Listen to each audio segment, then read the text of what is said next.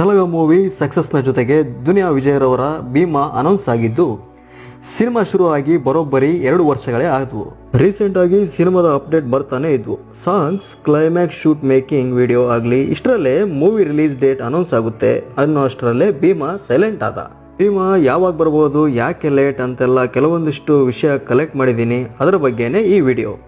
ನಮಸ್ಕಾರ, ನೀವು ನೋಡ್ತಾ ಇದ್ದೀರಾ ಸಿನಿಮಾ ವಿತ್ ಮಂಜು. ಭೀಮಾ ಇದು ದುನಿಯಾ ವಿಜಯರವರ ಆಕ್ಟರ್ ಕಮ್ ಡೈರೆಕ್ಷನಲ್ ಮೂವಿ. ಸಲಗದೊಂದಿಗೆ ಡೈರೆಕ್ಟರ್ ಕ್ಯಾಪ್ ಅನ್ನು ತೊಟ್ಟಿದ್ದ ದುನಿಯಾ ವಿಜಯ್ ಪ್ರೇಕ್ಷಕ ಮಹಾಪ್ರಭುಗಳಿಂದ ಡೈರೆಕ್ಟರ್ ಆಗಿ ಫುಲ್ ಮಾರ್ಕ್ಸ್ ತಗೊಂಡಿದ್ರು.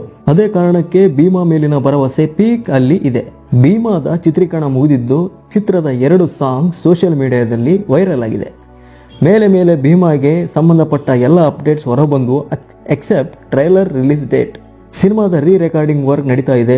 ಸಿನಿಮಾದ ಡಬ್ಬಿಂಗ್ ಸ್ಟಾರ್ಟ್ ಮಾಡಿದ್ದಾರೆ ದುನಿಯಾ ವಿಜಯ್. ಮೂವಿನ ರಿಯಲಿಸ್ಟಿಕ್ ಫೀಲ್ ಕೊಡಲು ದುನಿಯಾ ವಿಜಯ್ ರವರು ತುಂಬಾನೇ ಪ್ರಯತ್ನ ಪಟ್ಟಿದ್ದಾರೆ. ಸದ್ಯ ಚುನಾವಣೆ ಹಾಗೂ IPL ಹಾವಳಿಯಿಂದ ಹಲವಾರು ಸಿನಿಮಾಗಳು ಹಿಂದೆ ಉಳಿದಿದೆ. ಅದರಲ್ಲಿ ಭೀಮಾ ಕೂಡ ಒಂದು.